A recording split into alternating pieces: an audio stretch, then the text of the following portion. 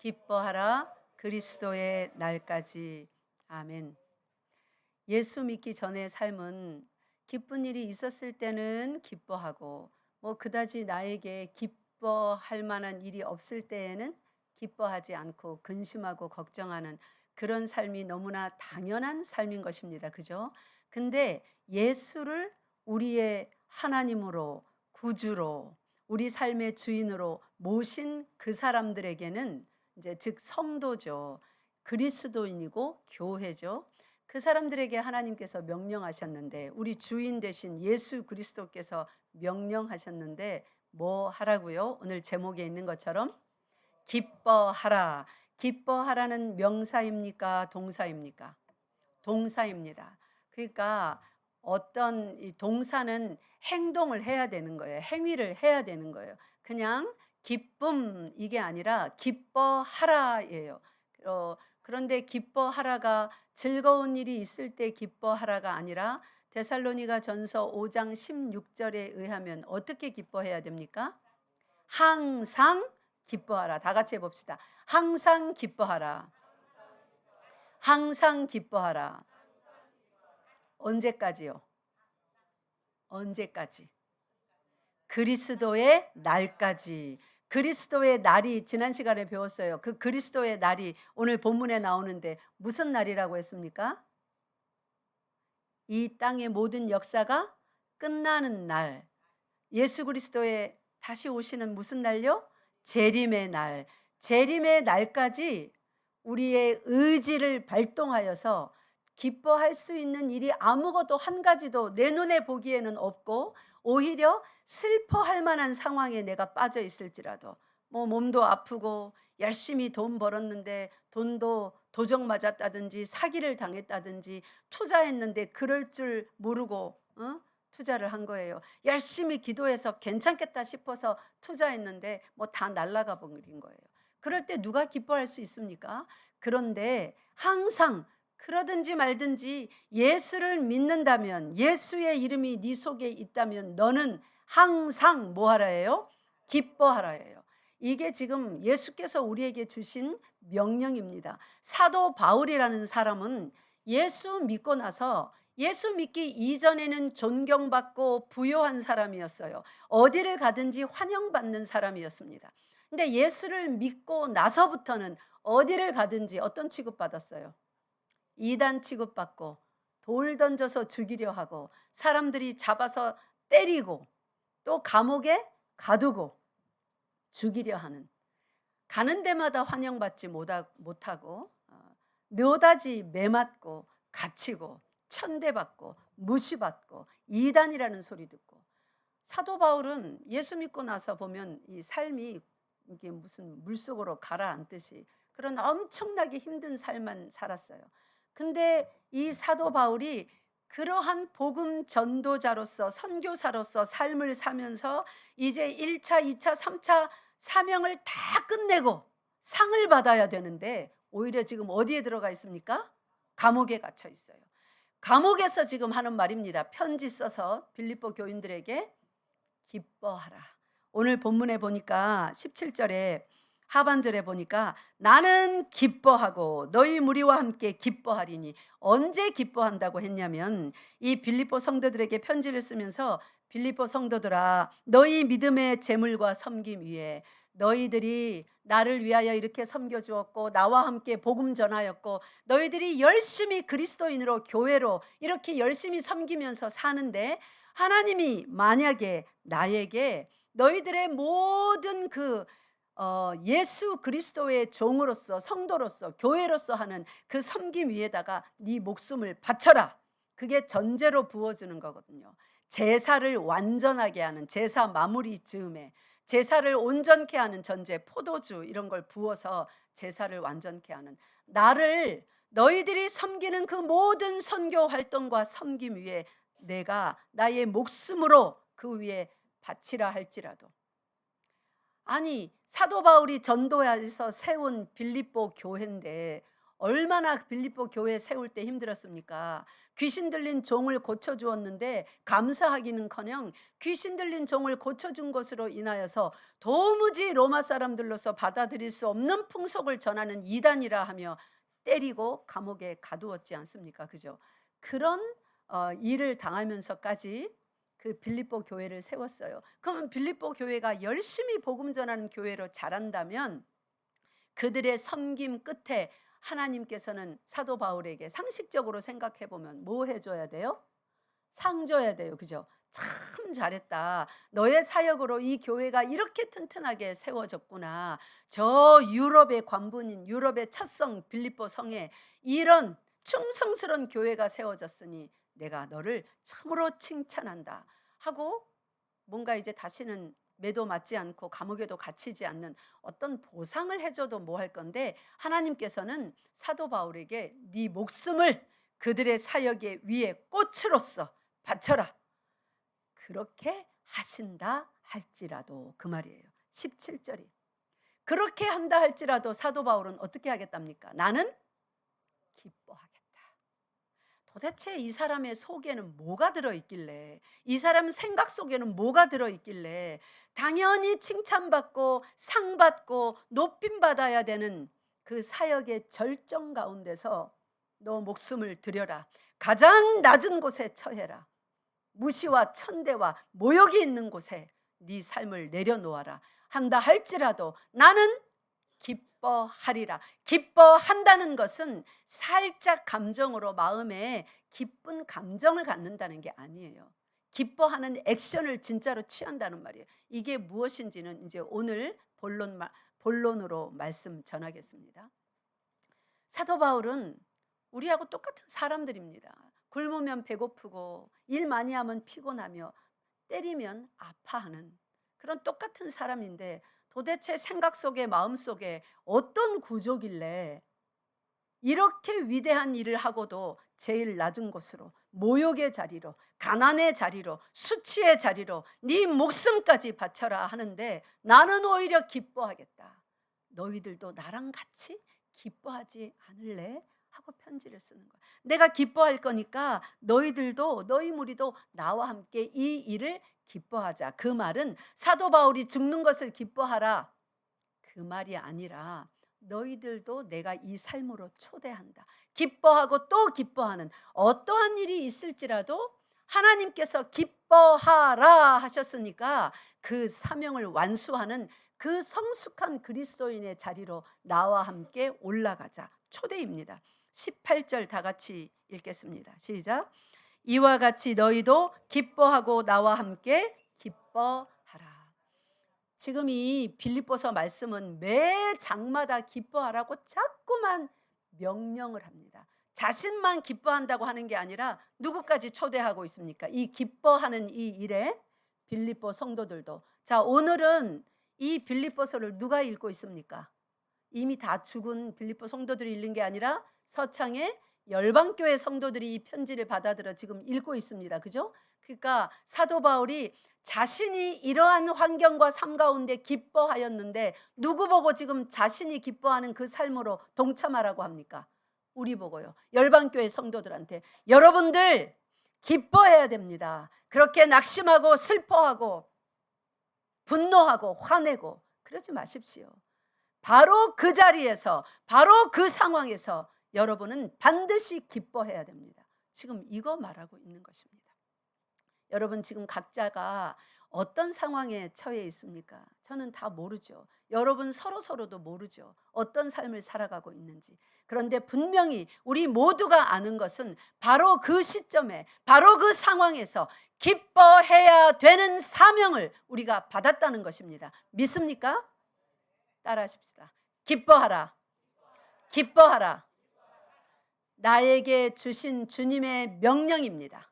따라하세요. 나에게 주신 주님의 명령입니다.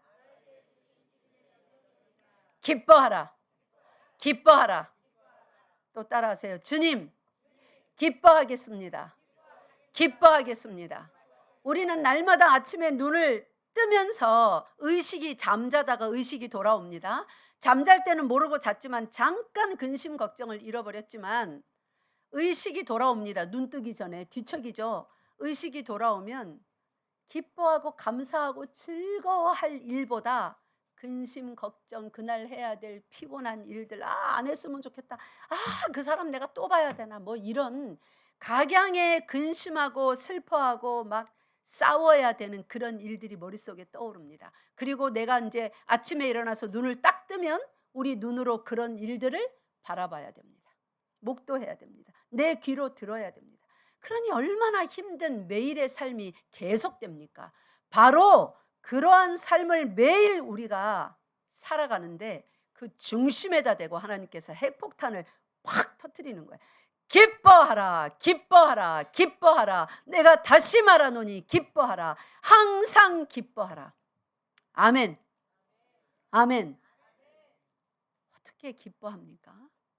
여러분, 지금 여러분이 당하고 있는, 겪어가고 있는 그 모든 삶의 상황을 진짜로 기뻐할 수 있습니까? 근데 기뻐하래요. 이게 명령이에요. 주의 명령, 동사형입니다. 기쁨이 저기 있다, 요래요래 하면 그 기쁨을 가져갈 수 있을 것이다가 아니라 각양 삶을 열심히 살아가고 있는 우리들에게 그냥 명령하시는 거예요. 기뻐하라. 사도 바울은 어떠한 지금 상태냐면 감옥에 갇혀서 막 사도 바울을 시기하는 자들이, 모함하는 자들이 이제 거칠애로 막 자기들을 자랑하기 위하여서 거칠애로 전도하는 거예요. 사도 바울을 비웃으면서 뭔가 잘못했으니까 저렇게 감옥에 갇혔지. 그리고 어떤 사람들은 진실한 참된 마음으로 예수를 전하고, 그러니 사도 바울이 1장 18절에서 거칠애로 하나 참으로 하나 무슨 방도로 하든지 전파되는 것은 그리스도니 이로써 나는, 그다음 또 뭐래요? 기뻐하고 또한 기뻐하리라. 이러한 삶의 자세로 인하여서 이것이 자기 자신을 19절에 구원에 이르게 할 줄 안다고 확신한다고 말합니다. 그러니까 이렇게 비방하는 사람들이 있고 근심되는 일이 있고 내가 모욕 가운데 떨어지는 일이 있을지라도 그 상황에서 기뻐하면 그 삶이 모여서 한 걸음 한 걸음 하루 이틀 10년 20년 모여서 그 끝에 다다르면 거기가 어느 자리래요? 바로 나의 구원의 자리라고 합니다. 그러니까 기뻐하는 것은 이거 뭐 해도 되고 안 해도 되고 이게 아닙니다. 반드시 매일매일 평생을 기뻐해야 되는 것입니다. 이렇게 사도 바울은 자기의 구원을 이루어 가면서 2장 12절 다 같이 읽겠습니다. 2장 12절 시작. 그러므로 나의 사랑하는 자들아, 너희가 나 있을 때뿐 아니라 더욱 지금 나 없을 때에도 항상 복종하여 두렵고 떨림으로 너희 구원을 이루라. 아멘. 사도 바울이 그들에게 복음을 전할 때, 그들 가운데 살 때에 복음을 전하고 귀신 쫓아주고 착고에 차여서 감옥살이 했습니다. 사람들은 또 비웃었을 겁니다. 성경에는 그렇게 기록 안 됐지만 빌립보서의 이 정황상 그때 빌립보에서 처음 복음을 전하다가 감옥에 갇혔을 때 비웃는 무리가 있었겠죠. 에이, 귀신 쫓고 뭐 저러더니 뭐 가짠가 보다, 뭐가 잘못한 게 있었겠지. 그러니까 감옥에 갇혔지. 너희 하나님이 살아있으면 감옥에서 풀어달라고 해봐라. 왜 감옥에 갇혔냐, 왜 매맞았냐, 비웃는 사람이 있었겠죠.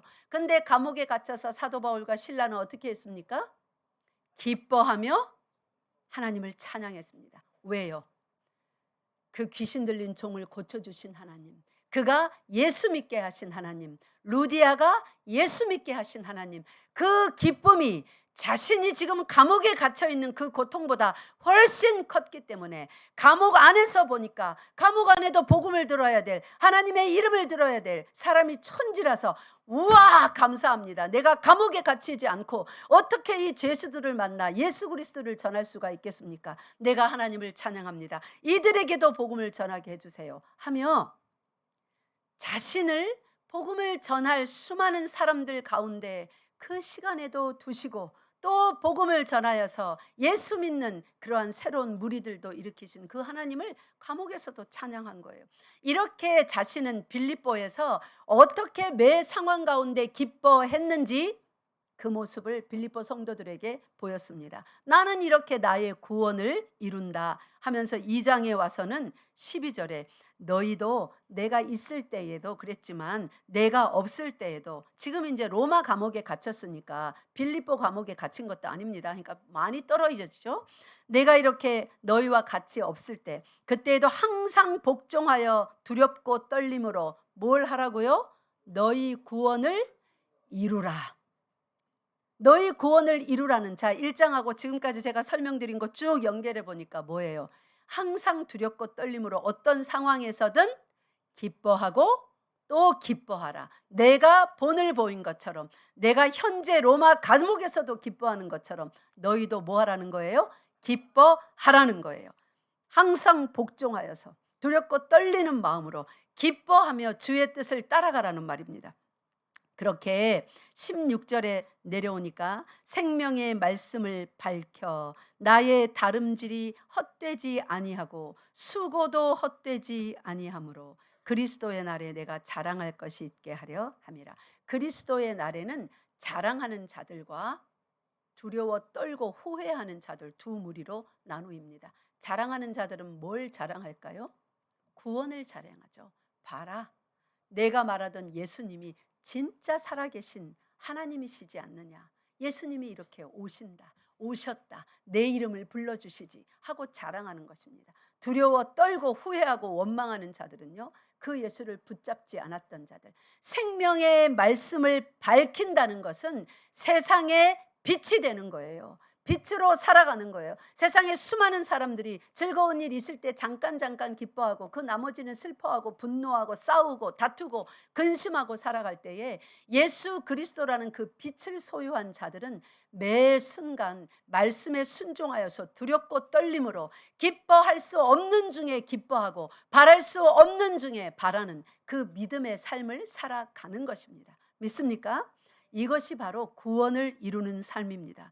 그 삶이기 때문에 사도 바울은 감옥에 있으면서도 빌립보 성도들아 17절에 말씀하시기를 너희의 수많은 그 헌신의 삶, 섬김과 너희가 드리는 그 제물 위에 하나님께서는 야 너로 인하여 복음이 전해져서 이런 교회가 생겨나구나 하기는커녕 나를 전제로, 즉 순교의 제물로 내 자신을 바치라 할지라도 나는 너무나 기쁘다.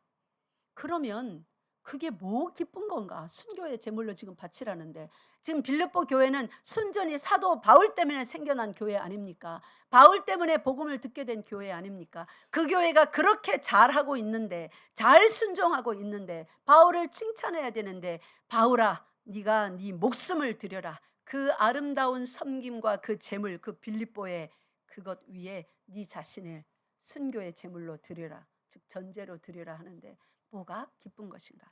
오늘 그 부분을 잠시 살펴봅시다. 그래서 하나님께서 우리에게 원하시는 삶이 정말로 무엇인가? 기뻐한다는 것이 무엇인가? 우리는 기뻐하라 그러면 조금 마음을 즐겁게 가지고 하하하 호호호 나는 기뻐요, 정말 기뻐요, 이게 기뻐하는 건 줄 알아요. 아니요. 기뻐하라고 하신 하나님께서 성경에 우리에게 사랑하라, 기뻐하라, 순종하라, 인내하라 할 때 그냥 모호하게 어떤 대전제로서 뭐 하라 이렇게만 명령하신 일이 전혀 한 번도 없습니다. 하나님이 명령하시는 것은 구체적인 지침을 세세히 주시면서 명령하셨습니다. 기뻐하라도 마찬가지입니다. 사랑하라, 용서하라, 인내하라는 그래도 우리가 말씀의 지식으로 이렇게 사랑해야지, 이렇게 용서해야지, 이렇게 인내해야지 뭐 구체적인 지침을 좀 가지고 있는데, 유독 기뻐하라 이 말씀은 구체적인 모습을 우리가 갖지 못한 채 그냥 좀 마음이 기쁘고 행복하고 즐거워해야 되는 걸로 오해를 많이 하고 있습니다. 그래서 우울한 마음 가지면 안 되지, 슬픈 마음 가지면 안 되지, 하나님이 기뻐하라 하셨는데 그렇게 자꾸 생각하고 내 마음을 즐겁게 행복하게 만들려고 자꾸 그럽니다. 그래서 뭐 카페를 간다든지 친구를 만난다든지 우울에 빠지지 않기 위해서 하나님이 기뻐하라 했으니까 내가 지금 사는 환경은 기쁜 환경이 아님에도 불구하고, 근데 그게 아니에요. 기뻐하라고 하신 하나님께서는 성경 가운데 기뻐하는 게 어떤 삶이고 뭐가 기뻐하는 것인지 구체적으로 밝혀주셨습니다. 먼저 요한복음 15장 펴보세요. 기뻐한다는 것이 구체적으로 무엇인지 보겠습니다. 요한복음 15장 11절 말씀입니다. 모든 하나님의 명령에 그 아주 선명한 예는, 그 구체적인 본보기는 예수 그리스도로부터 찾아야 합니다.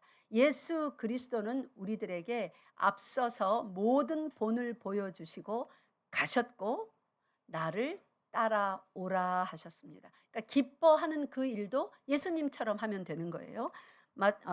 요한복음 15장 11절 시작. 내가 이것을 너희에게 이름은 내 기쁨이 너희 안에 있어 너희 기쁨을 충만하게 하려 함이라. 아멘. 여기에 사도 바울이 빌립보서에서 내가 기뻐한다 하면서 그 속에 어떤 기쁨이 있는 것을 말하며 너희도 나와 함께 기뻐하자, 그 기쁨에 동참할 것을 요구했는데, 이것은 사도 바울이 원조가 아니라 누가 원조예요? 예수 그리스도께서 원조예요. 예수님이 이런 식으로 말씀하셨어요. 그래서 예수님을 잘 아는 사도 바울이 이렇게 예수님을 따라서 그렇게 말했던 겁니다. 자, 예수님이 이렇게 말합니다. 내가 이것을 너희에게 이름은 내 기쁨이 내 속에만 있는 것이 아니라 너희에게도 있어서 너희도 나의 기쁨에 동참하여 나와 함께 기뻐할 수 있도록, 즉 너희의 기쁨이 그냥 인생사의 대학 합격, 승진, 어떤 꿈의 성취 이런 것으로 잠깐 기쁜 것이 아니라 속에 있는 그 기쁨이 어떻게 해요? 기쁨이 충만하다는 건 기쁨이 철철철철철철 흘러 넘치는 거예요. 그래서 바깥에서 이게 뭔가가 흘러 넘치고 있으면 밖에서 다른 이물질이 안으로 들어갈 수 있습니까? 없어요. 흘러 넘치는 그 힘이 있기 때문에 밖에서 뭔가가 못 들어가요. 이렇게 멈추어 있으면 밖에서 뭔가가 들어갑니다. 근데 흘러 넘치면 먼지 한 방울도 못 따라가요. 들어가려 했다면 자꾸 흘러 넘치니까. 그래서 예수 그리스도의 기쁨이 우리 속에서 흘러 넘치게, 그렇게 기쁘게 하시려고 예수 그리스도의 기쁨이 우리 속에 있게 하기를 원한다 합니다. 그러면 도대체 그 기쁨은 무엇인가? 내가 이것을 너희에게 이름은 하면서 그 기쁨의 종류를 말했는데, 그러면 어떤 것을 일렀는지 말했는지 우리 그 위로 올라가 봐야 됩니다. 그죠? 예수 그리스도의 기쁨의 원천이 무엇인가? 바로 윗절에 있습니다. 10절 읽겠습니다. 시작. 내가 아버지의 계명을 지켜 그의 사랑 안에 거하는 것 같이 너희도 내 계명을 지키면 내 사랑 안에 거하리라. 아멘. 여러분, 인생을 살면서 가장 기뻤던 때를 돌이켜 보세요. 언제가 제일 기뻤습니까? 우와 하면서 잠도 안 와요. 너무 기뻐가지고. 무슨 약 먹은 사람 모양 잠도 안 와. 너무 기뻐서. 뭐예요? 첫사랑이죠. 그쵸? 시험 잘 쳤을 때, 자기가 갖고 싶은 것을 샀을 때, 그거보다도 우리 인생을 살면서 사람이 겪을 수 있는 가장 좀 지속되는 사랑, 큰 기쁨은 첫사랑할 때, 또는 결혼할 사람 만나서 사랑할 때. 이제 오늘 이번 주 토요일 날 결혼한다고 인사드리러 우리 새신랑 새신부 저기 둘이 나란히 와 있는데 가장 기쁜 시간들을 보내고 있어요. 그죠? 그리고 언제요? 부모가 돼서 아기를 낳았을 때, 아기를 품에 안았을 때, 어린 아기를 품에 안았을 때 그 기쁨은 이루 말할 수 없을 정도로 기쁩니다. 그런 것이 인생에서 가장 크게 느끼는 기쁨이에요. 즉 사랑할 때 느끼는 기쁨이거든요. 근데 예수 그리스도께서는 인생이 느끼는 그러한 사랑에서 오는 기쁨도 잠깐입니다. 남녀 간의 사랑도 잠깐, 자식과 부모의 사랑도 잠깐입니다. 대면대면해지고 그렇게 불 끓는 그런 사랑이 끝날 때가 옵니다. 그런데 예수님께서 이렇게 말씀하세요. 내가 아버지의 계명을 지켜 그의 사랑 안에 거하는 것 같이. 사랑 안에 거하면 어떻게 됩니까? 기쁨이 충만한 거예요. 막 기뻐서 어쩔 줄을 모릅니다. 너희도 내 계명을 지키면 내 사랑 안에 거하리라. 그러니까 내 기쁨 안에 거한단 말이에요. 그 말씀을 하시면서 이어서 11절에 내가 이것을 너희에게 이르면 뭐예요? 내 기쁨. 즉 아버지의 계명을 지켜서 그 사랑 안에 거하면서 느끼는 그 완전한 만족과 안전함과 거기서 오는 기쁨, 희락, 평강, 그것이 예수님에게 있는데 이것이 우리 사랑하는 성도들에게도 주의 자녀들에게도 있는 것을 원해서 내가 지금까지 이것을 너희에게 말하는 거야. 그렇게 말하면서 그 윗절에 계명 지키는 걸 말했어요. 근데 계명 지키는 건 우리가 할 수 없는 일입니다. 그래서 어떻게 해야 된다고 합니까? 15절, 그래서 1절부터 여기 10절까지의 말씀이 나오는 거예요. 계명은 어떻게 할 때 지켜지는 겁니까? 예수 그리스도가 참 포도나무고 우리가 어떻게 돼야 돼요? 그 참 포도나무에 젖붙임을 받아요. 가지로서 젖붙임을 받으면 이제 모든 진액이 어디서 나옵니까? 예수 그리스도에게서 나옵니다. 그래서 가지에게로 연결이 되는 거예요. 그러니까 여기 5절에 보면 사람이 열매를 많이 맺는데요. 그 안에 거하면. 예수 안에 거하면 열매를 많이 맺는데요. 이 열매는 어떤 열매입니까? 어떤 열매일까요? 그 밑에 10절에 보아하니 어떤 열매예요? 순종하여 맺는 열매. 뭐에 순종하는 겁니까? 계명에 순종하여 맺는 열매. 자, 이 말씀을 그대로 가지고 사도 바울의 경우로 가봅시다. 사도 바울이 빌립보에서 열심히 말씀 전하다가 이제 교회를 하나 탁 세워놓고 빌립보를 떠나고 다른 도시로 가서 1, 2, 3차 이제 선교여행 다 끝내고 로마에 가서 감옥에 있습니다. 그 감옥에서 모든 여러 가지 고통스러운 삶 가운데 편지를 쓰면서 기뻐하라. 내가 이렇게 기뻐한다. 뭐 어찌 됐든지 간에 뭐 싸우면서 전하든 어떻게 전하든 무슨 방도로 하든 예수 그리스도가 전파되니 나는 진짜 기쁘다. 너희도 나의 기쁨에 동참하라. 하나님께서 내가 너희의 이 귀한 사역 가운데 내 생명을 바치라 할지라도 전제로 부으라 할지라도 나는 그렇게 할 것이며 그것이 나의 기쁨이다. 이렇게 말하면서 기뻐하라고 합니다. 오늘 여기에 요한복음 15장과 딱 연결을 해보면 이게 뭐 어떻게 기뻐하는 거예요? 예? 예수님은 무엇이 기쁘다고 합니까? 10절에 아버지의 계명을 지키는 것, 그것이 당신의 기쁨이라고 합니다. 우리들도 그 예수 그리스도의 기쁨이 우리 속에 넘쳐서 기쁨이 충만하게 하시기를 원한다고 그렇게 하셨습니다.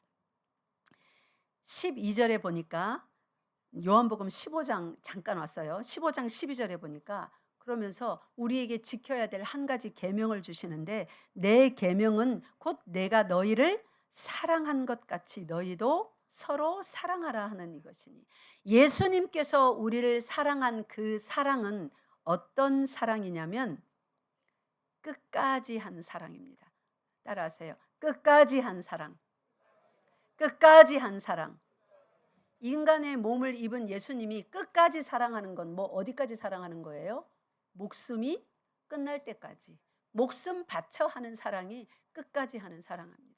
친구를 위하여 자기 목숨을 바치면 이보다 더 큰 사랑이 없다고 그랬죠. 그죠? 가장 큰 사랑을 예수님께서 자녀들을 위하여 그 제자들을 위하여 우리들을 위하여 부으셨습니다. 이것이 예수께서 우리에게 주시는 사랑이라고 합니다. 그런데 하나님께서 우리에게 주신 사랑이 그러한 사랑이니까 내가 너희를 사랑한 것처럼 너희도 나를 사랑하라가 아니라 예수님 계명 잘 보세요. 15장 12절에 요한복음. 너희도 그다음 어떻게 해요? 서로 사랑하라예요.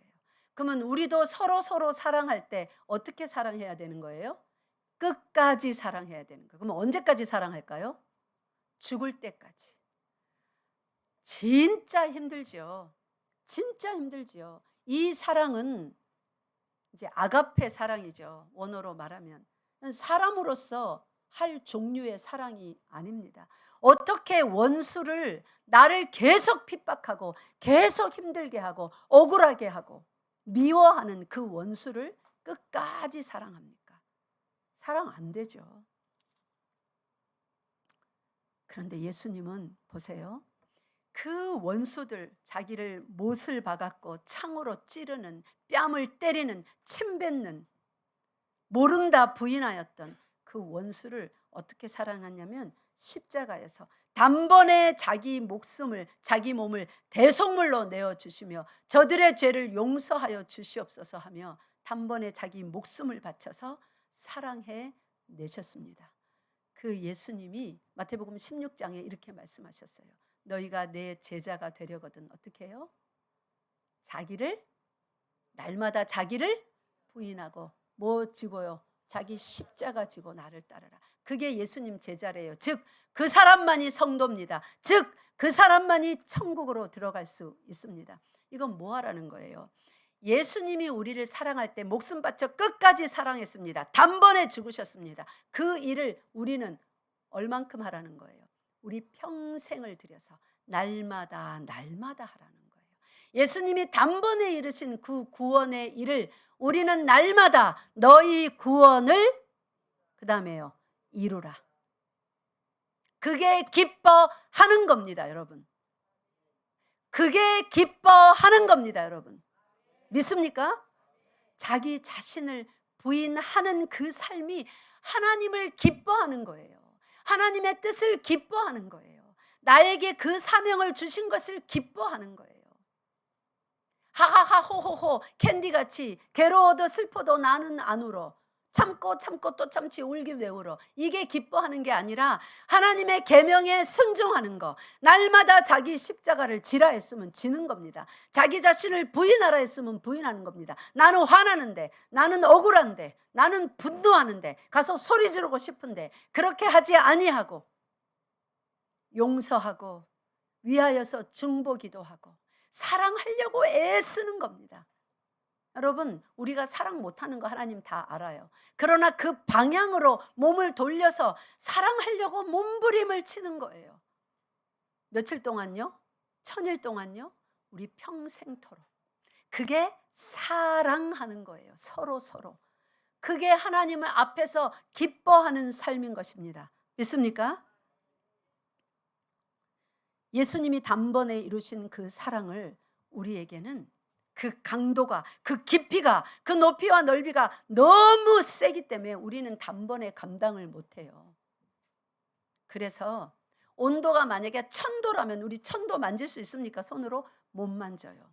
그러니까 한 28도, 29도, 30도쯤 하게 해놓고 그 예수 그리스도의 그 사랑을 평생토록 20도씩 30도씩 만질 수 있잖아요. 아무렇지도 않잖아요. 뭐 한 조금 뜨거우면 한 40도 만질 수 있어요, 없어요?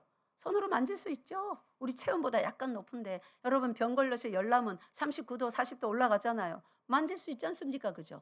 그런 정도의 약간 뜨거운 그런 사랑일 뿐인 거예요. 평생토록 그렇게 살면 모으면 몇 도 될까요? 예? 1000도 되는 거예요. 예수 그리스도의 사랑에 다다르게 되는 것입니다. 믿습니까? 그래서 날마다 자기를 부인하라고 한 거예요. 단번에 자기를 부인하신 예수 그리스도. 아버지여, 이 십자가를 내가 어떻게 집니까? 이거 좀 저기로 멀리 치워버리시면 안 될까요? 너무 괴롭고 힘듭니다. 통곡하며 우셨잖아요. 근데 단번에 지셨습니다. 우리를 사랑하셔서 그 예수 그리스도의 단번에 지신 그 사랑의 십자가, 그 순종의 십자가, 우리는 단번에 못 져요. 너무 뜨거워요. 너무 커요. 너무 무거워요. 너무 고통스러워요. 그래서 나눠주신 것입니다. 우리한테 그러잖아요. 너 이거 한 번에 못 해도 돼. 한 달 동안 천천히 하면 돼. 우리 이런 말 많이 하잖아요. 그죠? 부모로서는 단번에 오늘 싹 다 해낼 수 있어요. 아이들에게 자 봤지? 이거 못하겠는데요. 그럼 우리 어떻게 합니까? 일주일 시간 줄게. 일주일 만에 해내면 돼. 아니면요, 한 달 줄게. 올해 동안만 한번 노력해봐.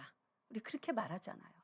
말하자면 하나님께서 내가 너희와 함께 할 테니까, 내가 세상 끝날까지 너희와 함께 할 거니까 한번 해봐.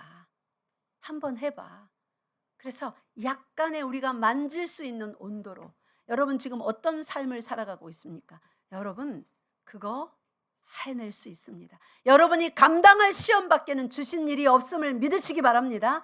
만질 수 있는 정도의 삶을 허락하시고, 자, 사랑해. 너를 자신을 부인하고 말씀대로 사랑해봐. 해낼 수 있는 그만큼만 주시고, 우리는 힘든 것 같은데 그 사단의 속임이에요. 못할 것 같은데 사단의 속임수입니다. 말씀 묵상하세요. 기도하세요. 다 해낼 수 있습니다. 믿습니까? 그렇게 날마다 자기 자신을 부인하며 십자가를 지고 예수 그리스도의 사랑의 크기를 평생 나누기, 30년 나누기 50년, 365일을 50년 해보세요. 360을 70년 80년 해보세요. 그렇게 평생 하면서 예수 그리스도의 장성한 분량까지 나아오기를 원하십니다. 여러분, 지금 얼만큼 왔습니까? 그거 무너뜨리지 마세요. 여러분이 얼만큼 지식의 말씀을 가졌습니까? 그 말씀 가진 것에다 행위를 보태세요. 그렇게 신앙생활은 쌓아가는 것입니다. 싹 다 치워버리고 에이 내년부터 다시 하지, 그거는 신앙이 아닙니다. 여전히 종교인입니다. 자기 자신밖에 위할 줄 모르는. 신앙은 아무리 고통스럽고 힘들어도 거기에 발을 딛고, 너무 고통스러우면 주님 앞에 기도하면서 내가 내 다음 발을 한 걸음 내딛지 못하겠으니까 주님, 내 발을 들어서 저 앞으로 내딛게 해주세요. 기도하면서 버텨내는 것입니다. 견디는 것입니다. 그걸 믿음이라고 하는 거예요. 믿습니까? 마음대로 발걸음을 자기 마음대로 내년부터, 그 다음 해부터, 뭐 다음 달부터, 다음 주부터 이러면서 옮기지 마세요. 그건 신앙인이 아니에요. 믿음 있는 사람은 그렇게 살지 않습니다. 성경에 기록된 모든 믿음의 종들을 보세요. 불구덩이가 다가오니까 어이구 무서워, 잠깐 이거 지나고 나면, 이 칙령이 끝나면 내년부터 내가 열심히 믿을게요. 뒤로 후진했습니까? 사자굴이 내 앞에 있으니까 아이고 이거 칙령이 거두어질 때까지 내가 좀 숨어 있을게요. 이거 끝나면 내 3번 기도하던 거 하루에 6번씩 2배로 할게요. 그랬습니까? 아니요. 후진 안 했습니까? 안 했습니다. 사자굴이 있어도, 불구덩이가 있어도, 홍해가 앞을 가로막아도 하나님이 앞에서 부르셨으면 부르심의 상을 쫓아 표대를 향하여 한 걸음 한 걸음 발걸음을 더디더라도 힘들더라도 옮기는 것을 믿음이라고 하는 것입니다. 그렇게 옮기려면 눈을 누구에게 고정해야 될까요? 예수 그리스도에게로. 그리스도께서 그 길을 그렇게 가셨거든요. 우리의 발걸음은 절대로 우리가 못 옮겨요. 기뻐할 수가 없습니다. 어떻게 기뻐해요? 날마다 화가 나 죽겠는데 일이 그렇게 안 되니까 내 뜻대로. 여러분 빌립보서에 보세요. 빌립보서 오늘 본문 말씀에 14절 보세요. 2장 14절. 모든 일을 원망과 시비가 없이 하라고 합니다. 원망과 시비는 왜 나오는 거예요? 네? 모든 일을 할 때에 기뻐할 수 없는 이유가 바로 이것 때문이에요. 원망과 시비. 원망과 시비는 어떻게 할 때 나옵니까? 따라하세요.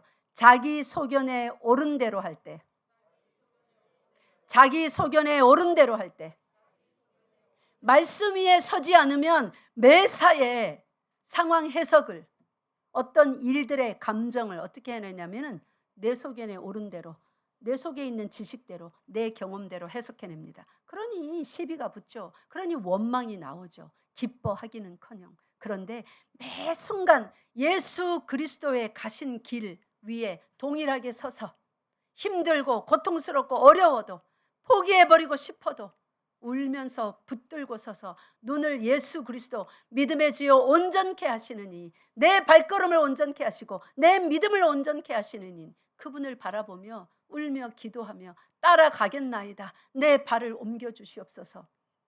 그렇게 할 때, 내 소견을 따르지 않을 때 원망과 시비가 드디어 내 입에서 없어지는 겁니다. 100% 내가 옳고 내가 원망하고 시비를 따져야 되는 그런 환경일지라도 여러분 속아 넘어가지 마세요. 눈을 딱 들어서 예수를 딱 바라보면 내가 지금 어떤 잘못된 길에 서 있는지 생각에서, 말에서, 행동에서 명확하게 보입니다. 예수님이 우리 모든 생각과 말과 행동의 기준임을 믿으시기 바랍니다. 우리 찬양, 제가 후렴만 이렇게 발췌를 하는데 찬양 하나 합시다. 가사를 깊이 생각하면서 우리 찬양합시다. 눈을 주님께 돌려.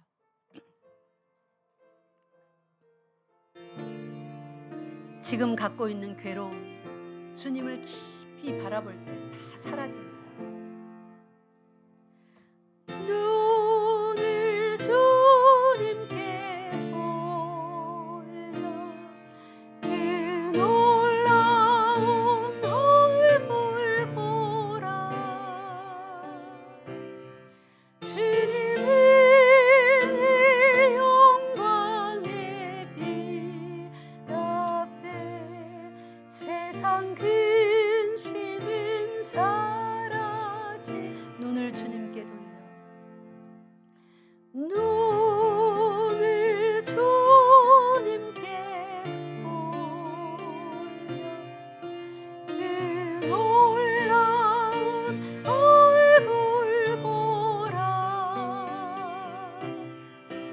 주님이 늘 영광의 빛 앞에 세상 근심은 사라지네. 아멘. 여러분, 서로 함께 어우러져 살아갈 때에 여러분의 주장을 그렇게 많이 하지 마세요. 아무리 오라도 주장을 내려놓으세요. 원망과 시비가 없게 하는 그것을 하나님은 기뻐하십니다. 내 주장은 왜 나오냐면 똑똑해서 경험이 많아서 주장이 나오죠. 그걸 자기 소견이라고 합니다. 하나님의 말씀은 내가 시시비비를 가리고 주장하고 내가 원망하고 근심하고 걱정하고 분노하는 그 훨씬 너머에 이 모든 것을 명확히 바라보게 하고 용서하고 사랑하고 평화를 어떤 환경에서든지 가져올 수 있는, 그래서 우리 모두를 안전한 성에 거하게 하는 그 지식과 지혜를 우리에게 보여주십니다. 여러분, 여기로 올라가고 싶지 않으세요? 이 지혜로운 사람 되고 싶지 않으세요? 자기 주장과 자기 소견에 머물러서 뭐 옳다고 시시비비 따져봐야 누가 여러분 존경해 줍니까? 존경받지 못합니다. 소리만 시끄럽게 낼 뿐입니다. 그런데 이 차원에서 위로 확 올라가면, 기뻐하면 사도 바울처럼 기뻐하는 삶, 즉 계명에 순종하는 삶, 즉 친구를 위하여 자기 목숨을 내려놓는 삶. 또 다른 말로 해볼까요? 단번에 목숨을 버려주신 예수 그리스도의 그 큰 사랑을 내 평생의 모든 날들에 조금씩 실천해서 예수 그리스도의 장성한 분량에 이르겠다고 결단하고 한 발 한 발 힘들고 어려워도 거기로 나아가는 삶. 사람들의 성격에 따라서 보면은 조금 잘하는 듯 하다가 확 치워버리는 사람이 있어요. 분노하고 다시 시작합니다. 그리고 좀 잘하나 이번에는 또 확 치워버리는 사람이 있어요. 제가 그런 사람이었어요. 그래서 주변에서 저 승질 이런 말을 많이 들었어요. 부모님에게 등짝도 많이 맞았습니다. 그런데 예수 그리스도를 진짜로 만나고 말씀을 깊이 깨닫고 나서는 절대로 그런 손해보는 짓 안 합니다. 왜 내가 그런 손해를 봅니까? 그게 얼마나 큰 손해인 줄 아세요? 여러분, 은행에 한 5천만 원, 6천만 원, 억대를 만약에 저축해 놨는데 그걸 싹 다 사기당했다고 칩시다. 잠이 옵니까? 안 오죠. 아마 막 우울증 막 병 걸릴 거예요. 그거보다 더 큰 손해입니다. 믿음의 행보로 1년, 2년, 3년, 5년, 6년, 7년, 8년, 10년 저축을 하고 하나님 앞에 열심히 갔었는데 이걸 와르르 무너뜨리는 그 일하지 마십시오. 절대로 무너뜨리지 마십시오. 그거는 수십억을 사기 당하는 것보다 더 큰 손해입니다. 제가 옛날에 그러고 살았는데 말씀을 깨닫고 예수님을 참으로 만나고는 안간힘을 써서 버팁니다. 이 동아줄을 잘 잡아야죠. 생명의 말씀이라는. 그래서 절대로 뒷걸음질 안 칩니다. 아예 뒤로 떠다니는 환경이 나에게 다가와도 붙잡습니다. 도저히 내 힘으로 안 되면 옆에 중보기도 부탁합니다. 내가 이렇게 연약합니다. 이렇게 힘이 듭니다. 쓰러질 것 같습니다. 날 위해서 기도해 주세요. 그리고 함께 갑니다. 그 기뻐하라는 명령을 잘 받들기 위하여서. 기뻐하라는 하하호호 아닙니다. 뭐라고요? 순종하는 삶, 사랑하는 삶. 그 안에 기쁨이 있습니다. 믿습니까? 세상이 줄 수 없는 그 기쁨이 있습니다. 마지막으로 요한복음 17장 펴보세요. 요한복음 17장 13절입니다. 요한복음 17장 13절 말씀 함께 읽겠습니다. 시작. 지금 내가 아버지께로 가오니 내가 세상에서 이 말을 하옵는 것은 그들로 내 기쁨을 그들 안에 충만히 가지게 하려 함이니이다. 아멘. 여기 또 예수님이 또 말합니다. 내가 이 말을 하옵는 것은 그들로 내 기쁨을. 아까 15장에서 보니까 예수께서 내가 이렇게 이름은 그 이르는 말이 뭐였어요? 하나님 안에 그분이 계셔서 하나님 말씀대로 순종하는 삶이었잖아요. 그죠? 여기에서도 뭔가 이게 무슨 말인지 알려면 내가 세상에서 이 말을 하는 것은 이 말이 뭐냐면 나는 아버지께로 갑니다. 13절 초반에도 내가 지금 아버지께로 가오니 이 말을 하는 것은 뭐 아버지께로 어떻게 간다는 말이에요? 10절로 올라와 보세요. 요한복음 17장 10절 시작. 내 것은 다 아버지의 것이요 아버지의 것은 내 것이온데 내가 그들로 말미암아 영광을 받았나이다. 그들로 말미암아 받을 영광이 뭡니까? 그들로 말미암아 받을 영광이 뭐예요? 십자가 지는 거잖아요. 사도 바울과 지금 똑같습니다. 사도 바울은 빌립보 교회에 자기 목숨을 바치는 거예요. 그들의 사역 위에, 그들의 사역이 온전케 되기 위하여서 자기 자신을 전제로 부어진다 할지라도 기뻐한다. 너희들 내 기쁨에 동참해서 함께 기뻐하자 하는데 예수님이 똑같이 말씀하시는 겁니다. 아니, 사도 바울이 예수님처럼 말한 거죠. 내가 그들로 말미암아 그들은 다 아버지 것이온데 내게 주셨죠. 뭐 하라고 주셨습니까? 위하여 죽으라고요. 죄값을 대신 죄 없으신 당신의 몸으로 치러 주시라고요. 근데 예수님은 이걸 어떻게 받아들입니까? 십자가 십자가 무한 영광일세 이렇게 받아들입니다. 여러분이 교회 안에서 하나님의 나라를 위하여 열심히 충성 봉사한 끝에 여러분에게 어떤 수치스러운 일을 주시고 모욕적인 일을 주시고 남들보다 가장 밑바닥 낮은 자리에 들어가라 하시면 뭐라 하시겠습니까? 나에게 어떻게 이럴 수가 있어요? 그러시렵니까? 우리 그러한 누를 범하지 맙시다. 예수님에게서 배웁시다. 사도 바울에게서 배웁시다. 그렇게 하나님은 우리를 테스트하시고 또 연단하시는 거예요. 그 자리까지 내려갈 줄 알아야, 거기서 기뻐할 줄 알아야 진짜 예수님 닮은 얼굴이고 마음이고 생각인 것입니다. 예수님은 우리가 세상에서 잘 먹고 잘 사는 거, 높은 자리에 오르는 거, 그런 거에 관심 있는 거 아니에요. 그냥 그거는 덤으로 주시는 복이고, 우리에게 오로지 관심 있는 것은 내 자녀가, 내가 친구로 삼은, 내 몸으로 삼은 저 형제가, 자매가 생각이 나와 같은가, 마음이 나와 같은가, 삶이 나와 같은가, 어떻게 내가 저 형제를 나와 같은 삶으로 만들까? 예수님과 같은 종류로 빚어가시는 거, 그거 한 가지 관심 있습니다. 그래서 예수님께서는 17절에 내려와 보세요. 17장 17절에 그들을 진리로 거룩하게 하옵소서. 아버지의 말씀은 진리나이다. 진리로 거룩하게 하는 게 뭡니까? 예? 진리로 거룩하게 한다는 것. 19절에 보면 알 수 있어요. 또 그들을 위하여 내가 나를 거룩하게 하오니 예수 그리스도께서 당신을 거룩하게 한대요. 이는 그들도 진리로 거룩함을 얻게 하려 함이니이다. 자, 예수님이 거룩함을 받을 필요가 있는 분입니까? 이미 거룩하신 분입니다. 근데 예수님이 당신을 거룩하게 한다는 말이 뭐냐면 이 땅 가운데서 말씀을 지킨다는 말이에요. 이 땅은 말씀으로 지키는, 순종하는, 거룩하게 된, 세상에 죄악된 삶과 분리된 거룩한 백성들이 있고 안 그런 사람들, 두 무리입니다. 그죠? 예수님은 이 땅에 사람의 몸을 입고 살면서 하나님의 말씀을 그대로 지키서 당신을 거룩하게 한대요. 우리가 그 예수님의 본을 따라갈 때 우리도 진리로 뭘 받아요? 거룩함을 받는 것입니다. 그 순종의 삶으로, 그 속에만 기쁨이 있는 것이에요. 그 예수 그리스도의 기쁨이 우리 속에도 가득 넘치기를 예수께서 원하시는 것입니다. 믿습니까?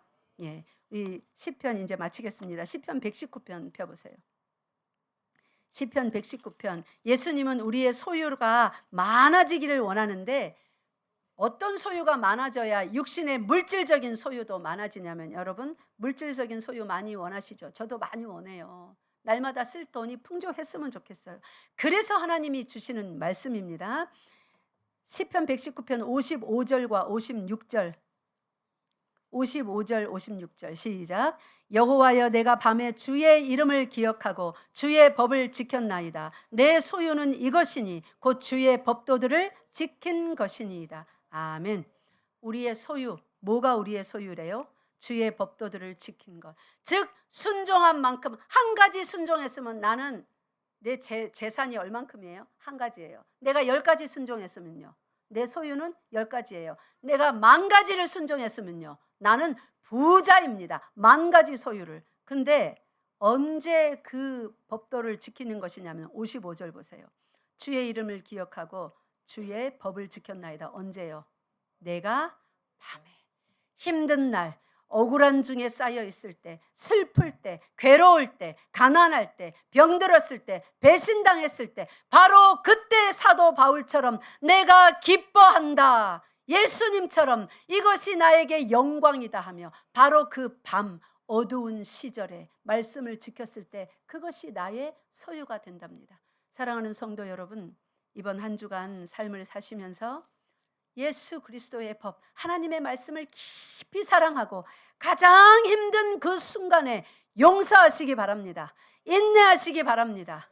화를 가라앉히시기 바랍니다. 근심하지 마시기 바랍니다. 그것이 여러분의 소유입니다. 많은 소유를 가진 부자 되기 원하십니까? 옛날에 선전에 부자 되세요, 뭐 그런 선전도 있죠. 여러분 부자 되십시오. 정말로 마지막으로 시편 119편 97절부터 105절까지 합독하고 마치겠습니다. 97절부터 105절. 시편 119편 97절부터 105절 시작. 내가 주의 법을 어찌 그리 사랑하는지요. 내가 그것을 종일 작은 소리로 읊조리나이다.